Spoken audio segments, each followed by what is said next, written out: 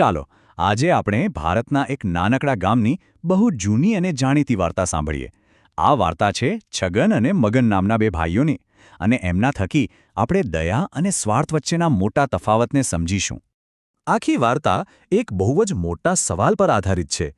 શું ખરેખર સારાપણાનું ફળ હંમેશા સારું જ મળે છે? શું હંમેશા સારાઈની જીત થાય છે? ચાલો આ સવાલનો જવાબ આપણે આ વાર્તામાં સાથે મળીને શોધીએ. તો વાત શરૂ થાય છે એક શાંત, સુંદર ગામથી. આ ગામમાં રહેતા હતા બે ભાઈઓ, છગન અને મગન. હવે જુઓ, બંને ભાઈઓ એક જ ઘરમાં, એક જ માહોલમાં મોટા થયા, પણ એમના સ્વભાવમાં જ જમીન આસમાનનો ફરક હતો. બંને ભાઈઓ એકબીજાથી સાવ જ જુદા હતા.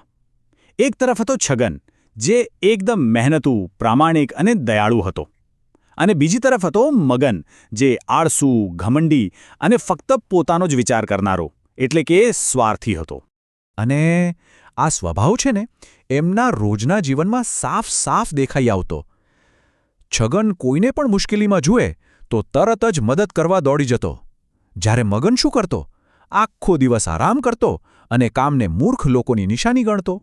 જીવન બસ આમ જ ચાલી રહ્યું હતું. પણ પછી એક સાંજ એવી આવી જેણે બધું જ બદલી નાખ્યું. ચાલો જોઈએ કે વાર્તામાં હવે શું વળાંક આવે છે. જરા વિચારો, સાંજ ઢળી રહી છે, ચારે બાજુ શાંતિ ફેલાઈ રહી છે, અને બરાબર એ જ સમયે એમના ઘરના દરવાજા પર કોઈ ધીમેથી ટકોરો મારે છે. આ એક રહસ્યમય મહેમાનના આવવાનો સંકેત હતો.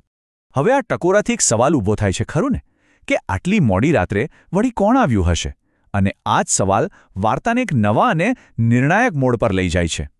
જેવો દરવાજો ખુલ્યો તો સામે એક વૃદ્ધ સ્ત્રી ઊભી હતી. એમના કપડાં ફાટેલા હતા, શરીર નબળું અને બીમાર લાગતું હતું. એમને જોઈને જ ખબર પડી રહી હતી કે એમને મદદની સખત જરૂર છે. આ મહેમાનનું આવવું એ કોઈ સામાન્ય ઘટના નહોતી, પણ એ તો જાણે બંને ભાઈઓના ચારિત્ર્યની એક કસોટી હતી, એક અગ્નિ પરીક્ષા હતી. હવે જોવાનું એ હતું કે કોણ આ પરીક્ષામાં પાસ થાય છે અને કોણ ફેલ. પેલી વૃદ્ધ સ્ત્રીએ બહુ જ ધીમા અવાજે કહ્યું, "બેટા, બહુ જ તરસ લાગી છે. શું થોડું પાણી મળશે?" એમની આ વિનંતી ભલે નાની હતી, પણ એમાં એમની લાચારી અને જરૂરિયાત સ્પષ્ટ દેખાતી હતી. છગને એક ક્ષણનો પણ વિચાર ના કર્યો. એ તરત જ દોડીને ઠંડુ પાણી લઈ આવ્યો. એટલું જ નહીં, એણે એમને આદર સાથે ઘરમાં બોલાવ્યા, એમના માટે ગરમાગરમ ભોજન બનાવ્યું અને આરામ કરવા માટે એક સ્વચ્છ પથારી પણ તૈયાર કરી દીધી.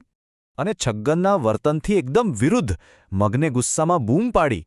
એ કહેવા લાગ્યો, "આ શું ઘર છે કે ધર્મશાળા ખોલી છે? ચાલો નીકળો અહીંથી, અમને હેરાન ન કરો." એણે સ્ત્રીની પીડાની કોઈ પરવા જ ન કરી. ત્યારે છગને બહુ જ શાંતિથી જવાબ આપ્યો, અને એનો આ જવાબ આખી વાર્તાનો સાર છે. એણે કહ્યું, "ભાઈ, માનવતાથી મોટું કંઈ નથી." આ એક જ વાક્યમાં બંને ભાઈઓની વિચારસરણીનો તફાવત દેખાઈ જાય છે. અને બસ અહીંથી જ વાર્તા એકદમ બદલાઈ જાય છે.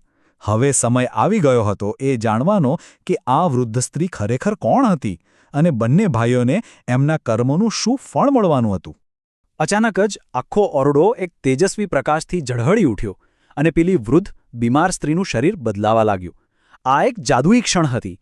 વાર્તાનો સૌથી મોટો વળાંક તો સત્ય એ હતું કે એ કોઈ સામાન્ય સ્ત્રી નહોતી. એ તો એક સુંદર, ચમકતી પરી હતી, જેણે આ રૂપ ધારણ કર્યું હતું. અને એનો હેતુ શું હતો? બંને ભાઈઓના હૃદયને પારખવાનો, એમની પરીક્ષા લેવાનો. પરીનો ન્યાય એકદમ સ્પષ્ટ હતો. જેવું કર્મ એવું ફળ. છગનને એની દયા અને સેવાનો બદલો મળ્યો, આશીર્વાદના રૂપમાં. અને મગનને એના ઘમંડ અને સ્વાર્થની સજા મળી, શ્રાપના રૂપમાં. શ્રાપની અસર તરત જ દેખાવા લાગે. પરીના શબ્દો પૂરા થતાં જ મગનનું શરીર નબળું પડી ગયું અને એ ભયથી થરથર કાંપવા લાગ્યો. એને એના કર્મોનું ફળ તરત જ મળી ગયું. પણ વાર્તા અહીં જ પૂરી નથી થતી. હવે આવે છે વાર્તાનો સૌથી ભાવુક અને શક્તિશાળી ભાગ, જે આપણને બલિદાન અને નિસ્વાર્થ પ્રેમના સાચા અર્થને સમજાવશે. મગને ભલે ગમે તેવું વર્તન કર્યું હોય, પણ છગનનો ભાઈ પ્રેમ ઓછો ન થયો. એ પરીના પગમાં પડી ગયો અને કહેવા લાગ્યો, "મહેરબાની કરીને મારા ભાઈને માફ કરી દો. સજા આપવી હોય તો મને આપો, પણ મારા ભાઈને બચાવી લો." છગનના આ શબ્દોએ મગનની આંખો ખોલી નાખી. એ સમજી ગયો કે એનો ભાઈ એને કેટલો પ્રેમ કરે છે અને પોતે કેટલો સ્વાર્થી હતો. એને પોતાની ભૂલોનો એટલો પસ્તાવો થયો કે રડી પડ્યો. આ ક્ષણે એનું હૃદય પરિવર્તન થયું. આમ વાર્તાનો અંત એક બહુ જ સકારાત્મક બદલાવ સાથે આવે છે.